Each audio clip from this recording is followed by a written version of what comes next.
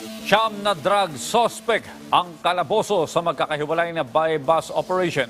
Hindi bababa sa higit 1 milyong piso ang nasamsam na kontrabando sa mga target. Nagpabalik si Bien Manalo. Mahigit 1 milyong pisong halaga ng hinihinalang shabu ang nasabat sa magkakahiwalay na drug buy-bust operation ng mga operatiba ng Valencia City Drug Enforcement Unit sa dalawang barangay sa Valencia City, Bukidnon. Naaresto sa operasyon ang 4 na drug suspect na umano'y mga tulak ng droga. Na-recover din sa mga suspect ang buy-bust money at mga drug paraphernalia. Kalaboso naman ang isang 41 taong gulang na lalaki na umano'y tulak ng droga sa ikinasang buy-bust operation ng Olongapo City Police Station sa New Cabalan, Olongapo City.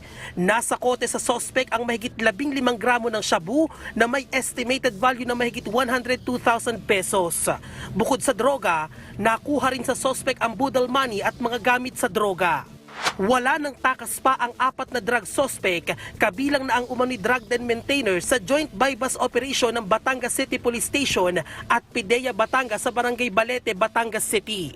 Nakumpiska sa mga suspect ang humigit kumulang 10 gramo ng umano'y shabu na nagkakahalaga ng halos 70,000 pesos, buy-bust money at mga drug paraphernalia. Nasa kustodiya na ng pulisya ang mga sospek na nahaharap sa kasong paglabag sa Comprehensive Dangerous Drugs Act of 2002. Bien Manalo para sa Morning Show ng Bayan, Rise and Shine, Pilipinas.